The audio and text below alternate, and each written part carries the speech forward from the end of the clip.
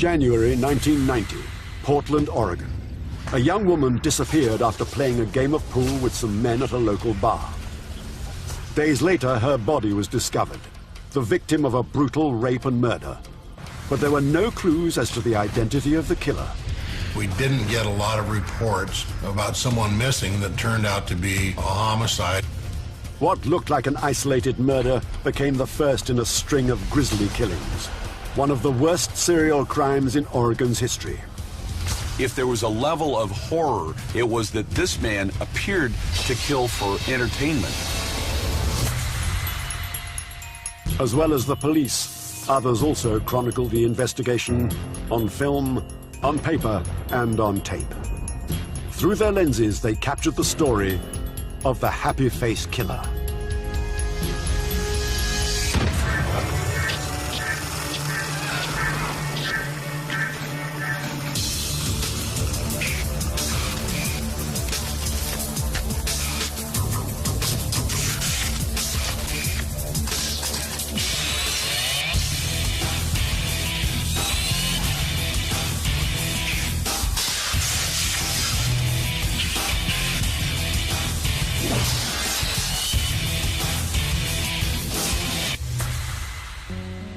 January 1990, Multnomah County, Oregon. This peaceful part of the American Northwest is covered with forests, rivers, and ravines. The central part of Multnomah County is the city of Portland. And when you get about 12 miles east of Portland, you get into what is known as the Columbia Gorge, which has been designated as a scenic area. It's got a lot of evergreen trees, and a lot of hills and mountains. And it's a very pleasant area. Despite being one of the largest urban centers for the region, Portland enjoys a low crime rate. Crime was actually coming down in those years because for about the last 30 years, violent crime in particular has diminished. Considering the population, our murder rate is actually rather low. Most of the people in Multnomah County live a laid-back lifestyle. In 1990, one of those people was Tanya Bennett. She was 23 years old and lived with her mother. Tanya was described by her friends and family as a free spirit. My understanding is that she was a very friendly type person. She would approach people that she didn't know and strike up conversations. The 21st of January. It was a damp day in Portland. Tanya grabbed her umbrella and bag and went to the B&I Tavern near Interstate 5, hoping to meet up with some friends. She met a group of men who invited her to play a game of pool. Hours later, Tanya left the bar, possibly with one of the men that she'd been playing pool with. I think she got attracted to going to bars and drinking because it was a way she got reinforcement for her personality. She was, by all accounts, a very nice young woman.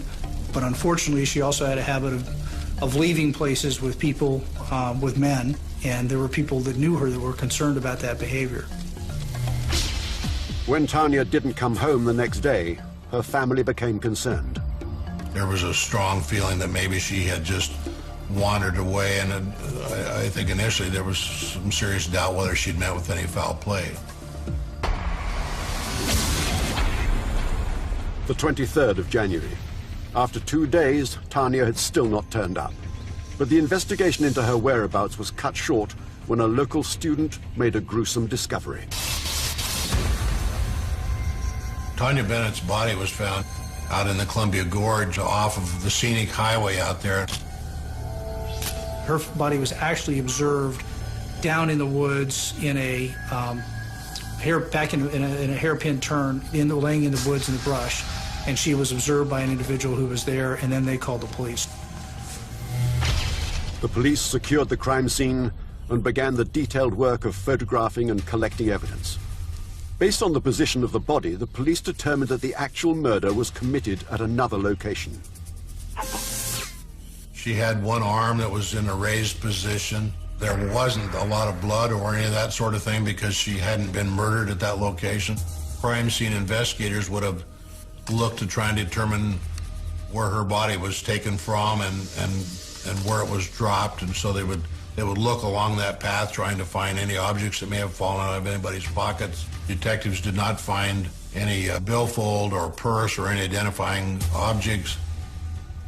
One significant clue was discovering that a section of Tanya's jeans had been ripped out and removed, possibly as a souvenir for the killer. Apart from this, the crime scene provided little in the way of hard physical evidence. It's very difficult to collect good physical evidence from a dump site because that's not where the murder occurred. It may have been that the victim was transported in a trunk or a car, and so the individual might stop right there alongside the road, push the body out, and be on their way. So there's really no other associated evidence right there at that scene.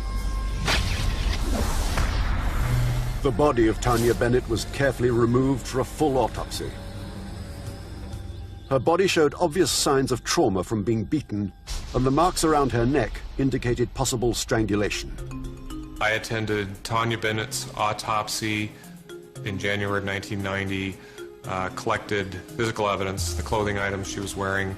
I collected tape lifts from her body. Those items then were brought back to the laboratory from the medical examiner's office, where I then was tasked with conducting examination of those physical evidence items. The autopsy revealed nothing that linked Tanya Bennett directly to her killer. The lack of evidence made it difficult for the authorities to identify the body. It was only after a news report of the discovery that a positive identification could be made. It was after some media coverage that Tanya Bennett was identified because I believe her mother came forward and said, "My daughter's missing."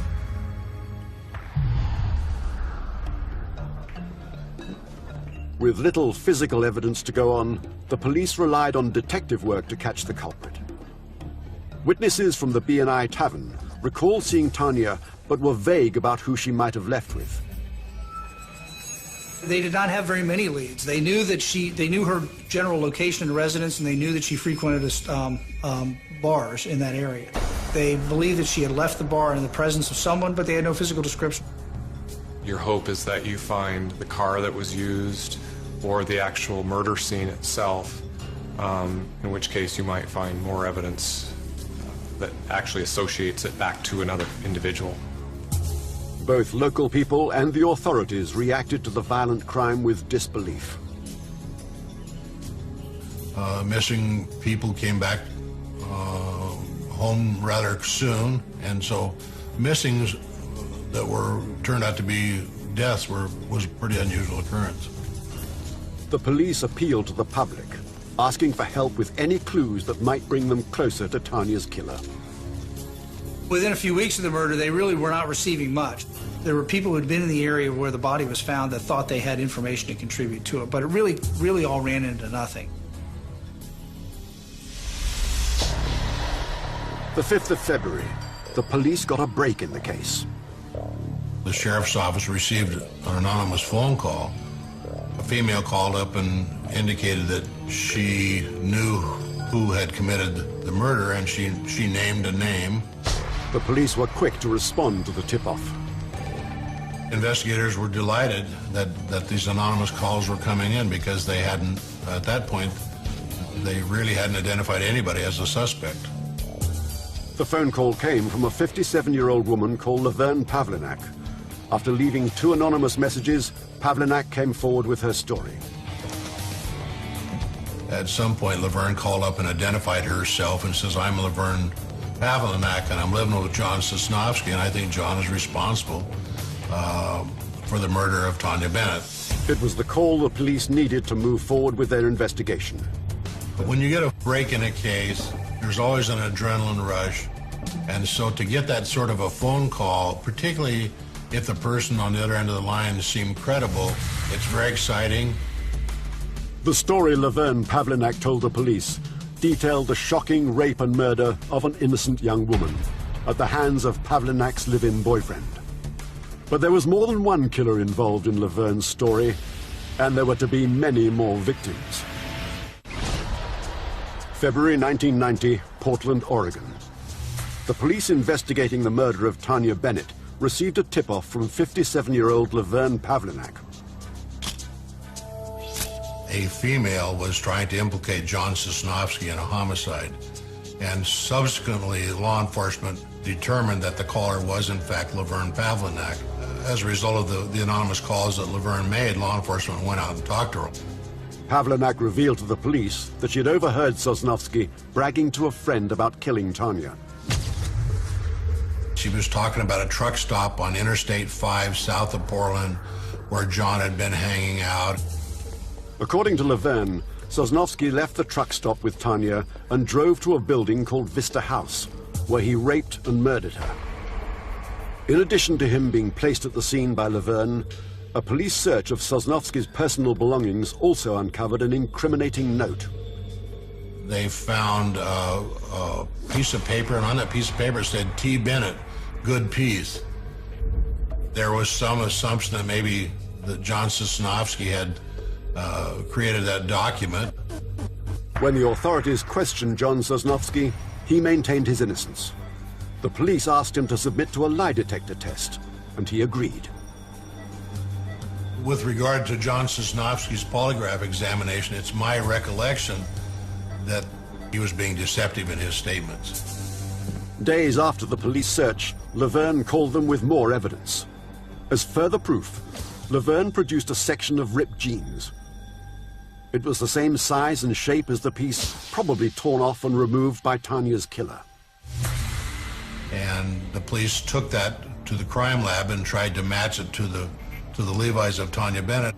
And they realized at that point that this was not a legitimate piece of evidence, and that Laverne was trying to implicate her boyfriend very hard. So they weren't ignoring her, but they were certainly puzzled by her actions. Despite the fabricated evidence, the police focused their investigation on Sosnowski. I believe that Laverne Pavlinak was involved in a relationship that she wanted to get out of. This relationship with Laverne apparently had been a very bad relationship. He was a very severe alcoholic. Laverne got frustrated with the investigators because she felt like she had given them everything they needed to arrest John Sosnowski, but the investigators felt like the information was very sketchy. In building the case against Sosnowski, Laverne's testimony was still all the police had to go on. There were no eyewitnesses to the crime and nothing tying Sosnowski to the victim. John Sosnowski had no details that were helpful to the investigation. John adamantly denied any involvement in this homicide. Without sufficient evidence, the police could not apply for an arrest warrant for Sosnowski. It was shortly thereafter that Laverne contacted law enforcement.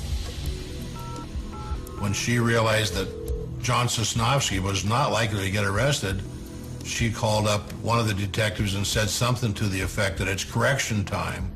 And what she meant by that is, I need to get my story correct to you folks, and I need to tell you that I was there when all these things happened. February. In a stunning revelation, Laverne Pavlinak came forward and offered a full confession to the police, claiming that she had participated in the rape and murder of Tanya Bennett. Laverne's explanation of the way in which the crime occurred was both detailed and, again, fit what occurred from the facts. Laverne described a sequence of meeting Tanya Bennett at a truck stop south of Portland, that John and she were driving Tanya Bennett north into Portland.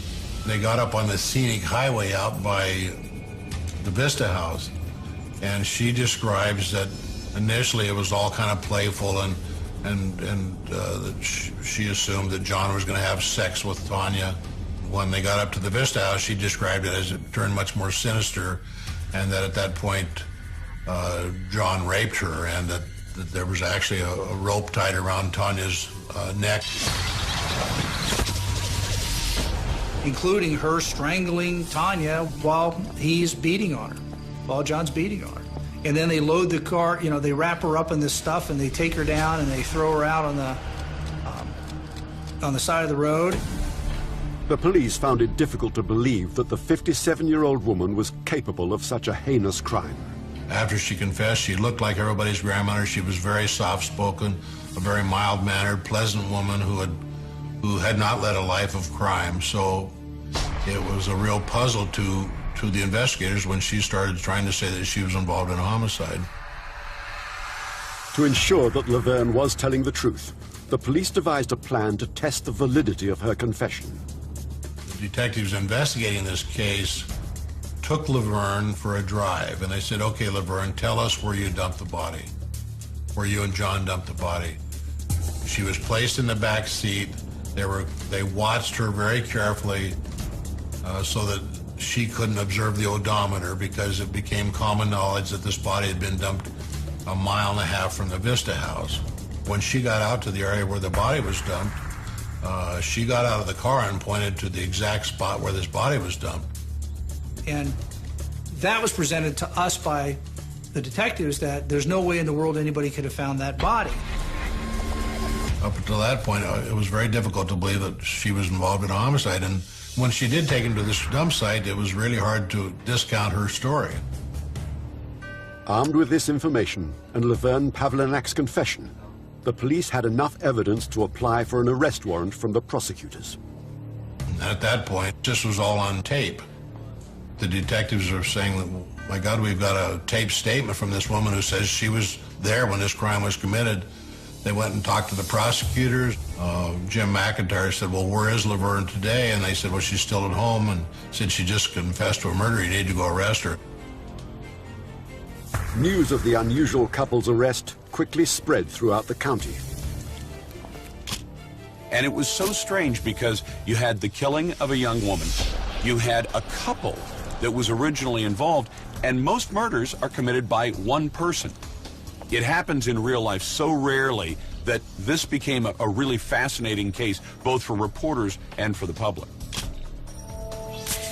It's pretty unusual for an individual to implicate someone that they know well as themselves in a murder crime. Charged with multiple counts of aggravated murder, a trial date was set for 57-year-old Laverne Pavlinak. With a full confession and intimate knowledge of the crime, the evidence was stacked against her. Laverne had put together a very strong case against her and John, and there was no other evidence out there to counter the case. But when Laverne Pavlinak took the stand in court, she changed her story for the second time. She recanted her earlier confession and entered a plea of not guilty. Pavlinak told the jury that she had made up the entire scenario based on what she had read in the newspapers in order to frame her abusive boyfriend, John Sosnowski. But by that time, we had a multitude of statements, and we were in a position where, well, are you lying then or are you lying now? Pavlinak insisted that she herself had planted the note in Sosnowski's papers and that she'd fabricated the evidence of the ripped jeans from a pair of trousers belonging to her granddaughter. I believe the police and the prosecutors during the trial believed that Laverne Pavlinak was lying. I mean, she had been telling them for a period of weeks that she was involved, or she knew someone who was involved in this homicide. And as very typically, after you get into the courtroom, if you're going to take the witness stand, you're going to try and change your story. The case for the prosecution appeared to be strong. We had her taped confession, and you betcha we played it. I played it over and over again. Can't have a standalone confession is not sufficient to convict anybody. But we had the evidence to corroborate. Facts were that she actually was holding, the rope or the cord to strangle Tanya with.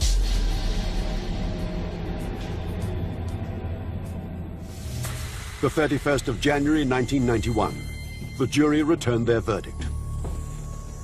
Laverne was found guilty of felony murder and the sexual assault as an aider and abetter, as an accomplice. And she was sentenced to life in prison. The trial for John Sosnowski was scheduled to begin in March. However, before the trial began, Sosnowski changed his plea from not guilty to no contest, hoping that his cooperation would lessen his sentence. John ended up not going to trial. Once Mr. Brennan and Mr. Sosnowski saw that Laverne had been convicted by a jury, he was really probably facing tremendous jeopardy, up to and including perhaps the death penalty. Sosnowski was sentenced to life in prison with no possibility of parole for 15 years. The verdicts were reported by the local news media. The people of Portland were riveted by the bizarre case of the elderly murderer and her boyfriend. Your imagination could run wild with what might happen next, because the developments in this case were so strange that you expected that the next day there was going to be a new and even wilder revelation than the day before. One strange development that caught the public's attention came from a nearby state. While the trial was still underway, graffiti relating to the case suddenly appeared in the toilets of a truck stop in Montana. Somebody had written on the bathroom wall or the door of the bathroom that, you know, he was responsible for the death of Tanya Bennett. News of the graffiti was brought to the attention of the authorities in Oregon. The police dismissed it as a hoax.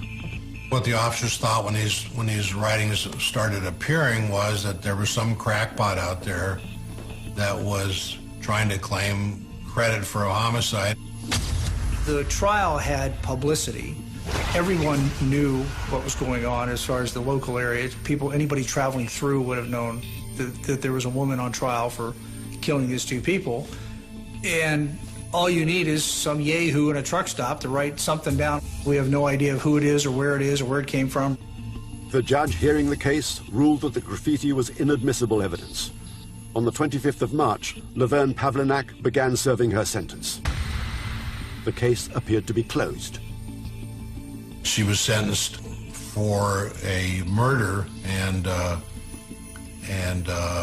Laverne was not a young woman. Everyone assumed it was a life sentence for Laverne. March 1994. 3 years after the conclusion of the Tanya Bennett trial, an anonymous letter arrived at an Oregon courthouse. The initial letter that was sent to the Beaverton courts in Oregon was somebody claiming responsibility for the death of Tanya Bennett, indicating that they had strangled her and dumped her body. It was a handwritten letter. The handwriting on the anonymous letter was similar to the graffiti found in the Montana truck stop. But the most baffling aspect of the letter was how its author had signed off. It was signed with a happy face, but no name. A few weeks later, a second letter arrived at the local newspaper, also signed with a happy face. That detailed the murder of 5 different women in different parts of the country. The tone was very mocking in the fact that he wasn't going to turn himself in. I think he was enjoying it. If these letters were real, the police had to face the possibility that the wrong people had been convicted of Tanya's murder. Worse still, it would mean that the happy-face killer was still on the streets and seemingly determined to kill again. 1994, Portland, Oregon. Laverne Pavlinac and John Sosnowski were in prison for the rape and murder of Tanya Bennett. 3 years after their conviction, anonymous letters began to arrive, first at an Oregon court and then at a local newspaper. There was a letter that was sent to a newspaper columnist by the name of Phil Stanford. That was simply signed the Happy Face Killer. There was an admission in there that he was the one responsible for killing Tanya Bennett and that the people that were in jail did not do the killings. At first, the police decided that the letters were a hoax, probably written by an associate of the accused in an attempt to get them out of jail. It was probably a friend of John Sosnowski's that might have been in jail with him that might have written that up, trying to throw the investigators off track. I didn't think anything of it beyond it was a curiosity. It makes for great conspiracy theory. It makes for great newspaper columns, but it doesn't make for any evidence or anything to move forward on. We've done a full trial with Laverne and a plea, by the way, of John Sosnowski. That was all based on evidence, procedure, and law. Now we have this anonymous letter that comes in, no evidence to support anything that's being alleged by the supposed killer that's on the loose. The letter to Phil Stanford not only included details about Tanya Bennett, but also about 4 other women who the author claimed to have killed, including specific locations where he'd disposed of the bodies. What the Oregonian newspaper did at that point was they assigned an investigator or assigned a reporter to it to go out and talk to different agencies and see if in fact they did have bodies at these different locations. Some of those bodies that were identified in the letter, or locations that were identified in the letter, were actually ongoing investigations that had stalled for whatever reason. Included in the letter were details about the killings not made known to the public. For example, one of them indicated that he stepped on her neck to make sure she was dead. Another one indicated that there was a big-breasted blonde that he had killed. Another one indicated that he tied her with duct tape. All of these things were information that only the killer or the investigators on the case would know. People were horrified. People were absolutely horrified that you would have a man who would take lives and then effectively brag about taking those lives, sign his notes with the happy face, and effectively make fun of the authorities as though, ha, ha, ha, you can't catch me, I'm the happy face killer. You know, the smiley face that probably has been drawn by 1,000 little girls, here's this little smiley face, this simple little symbol, and it's been chosen by a killer. With news of a possible serial killer still at large, there was considerable pressure on the police to sort out the facts in this increasingly confusing case and to ensure that the public was safe. They did not have a lot to go on. We had nothing to connect all the dots with all these investigations. We knew there were bodies at different locations, but we had no common thread that ran through all of them. We had no physical evidence that we could take from one to another case. The 11th of March, 1995. The body of 41-year-old Julianne Winningham was discovered on a heavily wooded riverbank near the Columbia River. The discovery of another victim, killed and disposed of in a manner almost identical to Tanya Bennett, might prove to be the common thread that the investigators needed to connect the murders. She was naked with her back against underbrush that kept her from rolling downhill. So it was obvious that she hadn't walked there, and the fact that she was naked suggested that she'd been dumped there. Crime scene investigators secured the scene and began to collect evidence. I was tasked with evidence collection and documenting where Julie Winningham's body was located at, and from there, combing the area for any other kinds of physical evidence that might link her or a suspect to that location or to her. And from there, it went to an autopsy.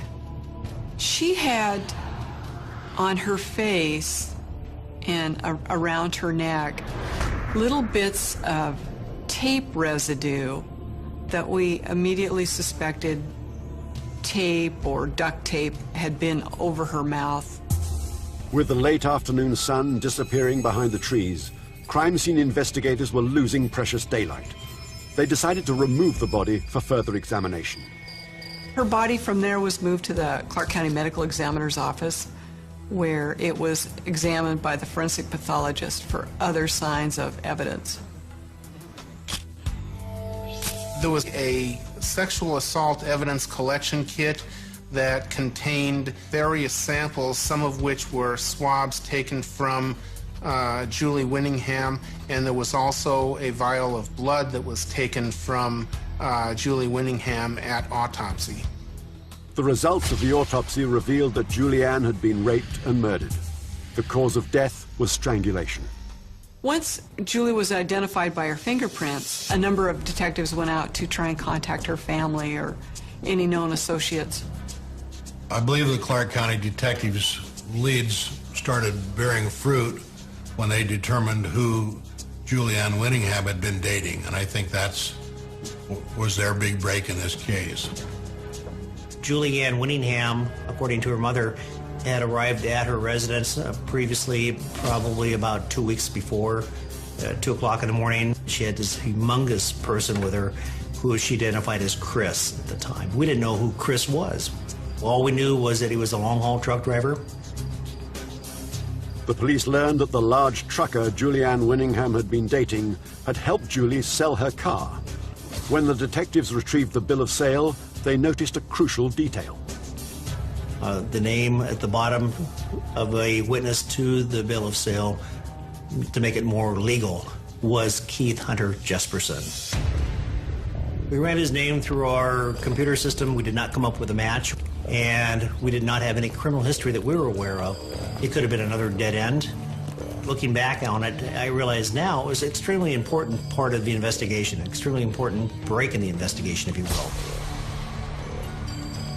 Keith Jesperson was reported to be a long-haul truck driver, and he drove for a company that operated in a number of different states. So he was going to be difficult to contact to question about Julie. So that required the assistance of the company that he worked for. They were extremely cooperative. The trucking company itself was able to give us information about where he was going to be delivering his next load at. In fact, he was in Chicago at the time and said that he was going to be in New Mexico the following Monday. So we flew down to New Mexico ahead of him. Detective Rick Buckner asked the haulage company to get Jesperson to pick up a load from a local fairground. Buckner and two other detectives were waiting for him when he pulled in. I think he was stunned. I think he was shocked that we'd come all the way from Washington to talk to him about a case that we were working on. Color drained out of his face.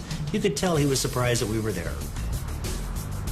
The detectives took Jesperson to the local county sheriff's office to obtain blood and hair samples.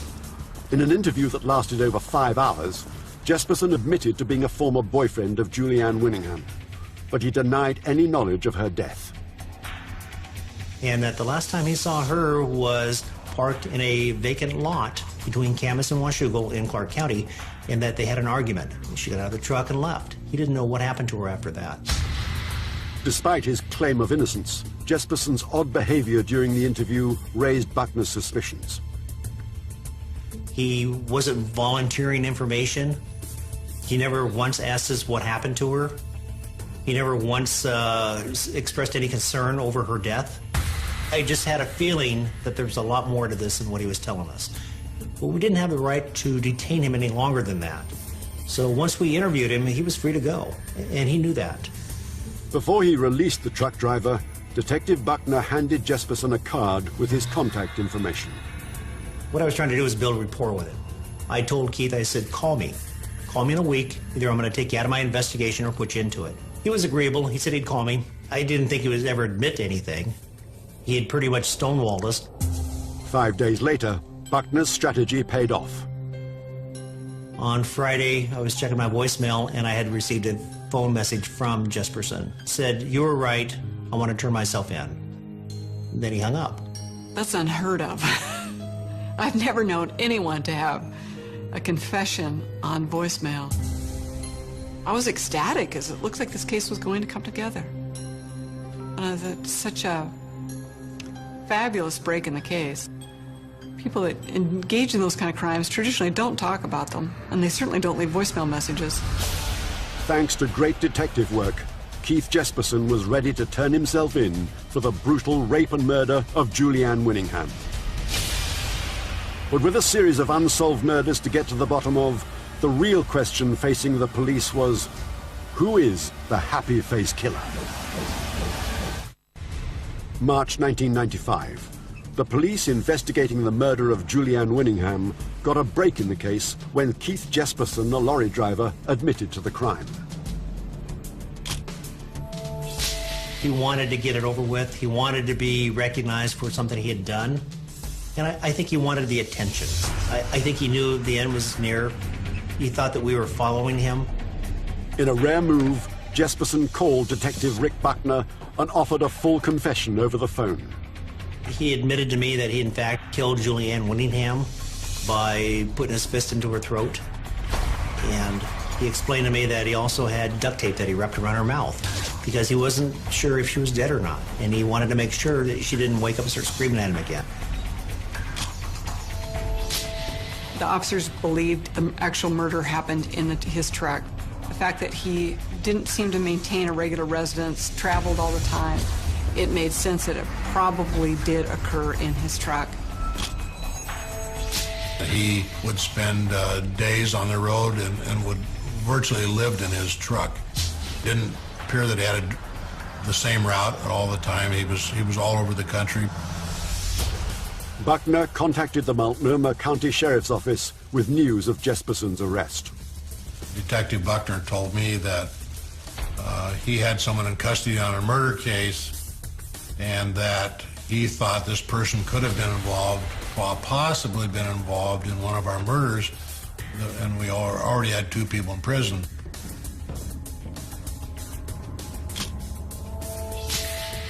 The first time I met him was in the Clark County Jail. I mean, he's a big guy in stature, very soft-spoken, very, very straightforward appearing, looks you right in the eye, you know, can joke with you. The day I met Keith Jesperson, it was like meeting a big farm boy. He did not have the usual trademarks of criminals that I was very used to dealing with. In addition to the confession, detectives retrieved a letter that Jesperson had written to his brother. I did tell him at one point, I said, Keith, I said, you owe it to your family to let them know what happened before they read about it in the papers. He said, Rick, he says, don't worry about it. He says, I've already sent my brother a letter. We recovered the letter from his brother and turned it over to us. The letter was, in fact, an admission that he had killed 8 women.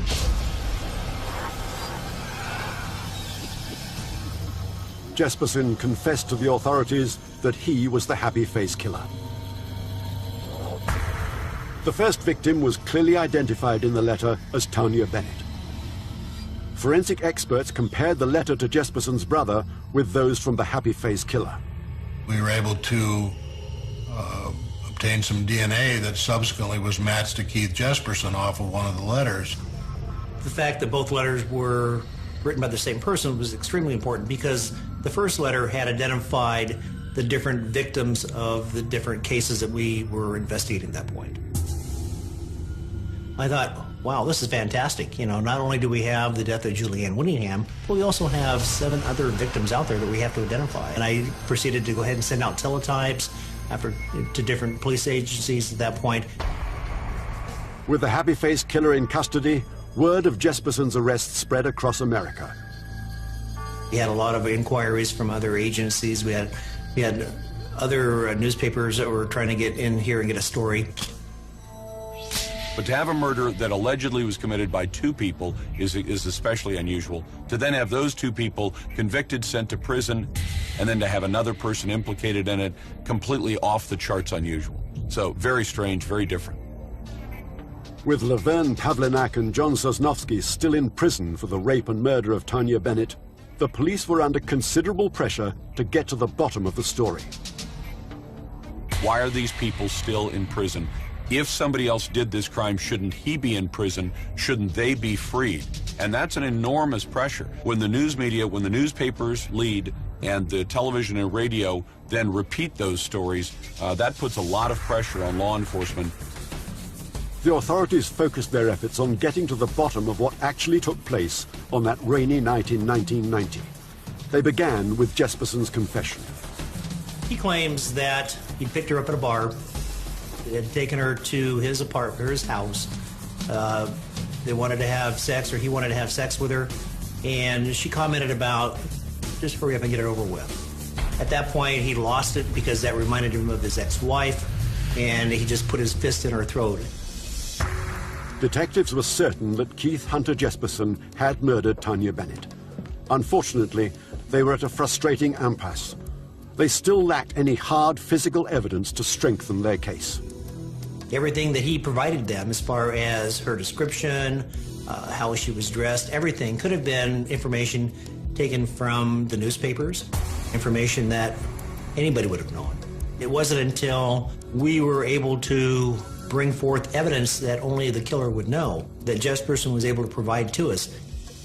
As they'd done with Laverne Pavlinak, the police took Jesperson to the crime scene and asked him to indicate the exact spot where he'd disposed of Tanya's body. When he showed us the spot where he had claimed to have dumped Tanya Bennett's body, he didn't pinpoint the exact spot. He was within several hundred yards, but he didn't pinpoint the spot. Discouraged by Jesperson's inability to locate the site where he'd left Tanya's body, the detectives turned the car around and headed back to the sheriff's office. Then Jesperson did something unexpected. He stopped. He goes, well, I think I threw her purse out in this area. Well, that was the very first. We had heard about the purse. That was the first time after hours and hours of talking to Jesperson that we got what we considered to be a nugget. The investigator, Chris Peterson, recruited some search teams and had them scour the area. Their efforts revealed no evidence. And they didn't find anything. And so he said, I'm going to send him out one more time. So he sends him out one more time, and on Saturday night, he calls me, he pages me, and I return the page, and I get him on the phone. I said, so what's up? And he says, are you sitting down? I said, yeah, what? What's going on? He says, I got Tanya Bennett's driver's license in my hand. So it was certainly an emotional experience because up until that point, I was writing that I didn't think Keith Jesperson was involved in this homicide because I had virtually nothing to connect him to the homicide. But the one single point of the driver's license at that location, under those circumstances, with everything else he gave us, because we now know Jesperson's good for this murder. The discovery of that purse and Jesperson leading them to it made that such a convincing case, the authorities had no choice but to pay attention to it and then to go back and re-examine what had happened to Sosnowski and Pavlinek in the original case involving Tanya Bennett. Chris Peterson worked hard to get the Multnomah County District Attorney acquainted with all the intricacies of the case. He knew they would have an uphill battle. But the reality of it is, in the United States, once someone's been convicted in a courtroom by a jury, it's virtually impossible to change that verdict. Certainly anonymous letters were not going to change the outcome of the case. But the Tanya Bennett driver's license was found in underneath 5 years of blackberry growth, and that was what changed the direction of this case, and that's the only reason that John Sosnowski and Laverne Pavlinek were ever released from prison. November 1995. With Jesperson offering a full confession and guilty plea, the mysterious murder of Tanya Bennett was finally solved. Because he's also, he's a targeted serial killer. He didn't just want to kill you or me or anybody he ran into. He had a group of people that he was killing, and Tanya Bennett was fit that group. I don't think Keith Hunter Jesperson should ever be released. I think he's a danger to society. Here's a man that's killed 8 women that we know of, and he enjoyed killing. Would he ever stop? I don't think so. I don't think he should ever walk free among people again. After serving 4 years for a crime they did not commit, Laverne Pavlinek and John Sosnowski were released from prison. It was pretty incredible wake-up call that people can be sent to prison for something they didn't do. For those personally affected by the happy-face killer, life will never be the same again. Julie Winningham had children. They no longer have a mother. She was 41 years old at the time. So it's a lot of years that her family was deprived of her company. Julianne's family was traumatized by this whole incident. Her son had a hard time dealing with it. Well, it's got to be rough. I know that if I called my mom and said, hey, I need to come wherever you are, she would have accepted me. That's what I missed the most. And it's hard to accept. But I got to be able to move on, or else he'll always win if I don't move on. I'm proud that I survived, and I did it in my own way, and I'm talking because someone needs to speak out for victims. Tragically, the trail of victims could perhaps have been avoided were it not for Laverne Pavlinek. When Laverne Pavlinek lied and constructed this whole case against John Sosnowski, the investigation of the death of Tanya Bennett stopped. Who knows what would have happened if Laverne Pavlinek would have never chosen to lie and stepped into that case. More all-new crime stories at the same time next week. After the break, a truck driver killer and the cutthroat world of country music. 2 more crimes for the cold case detectives.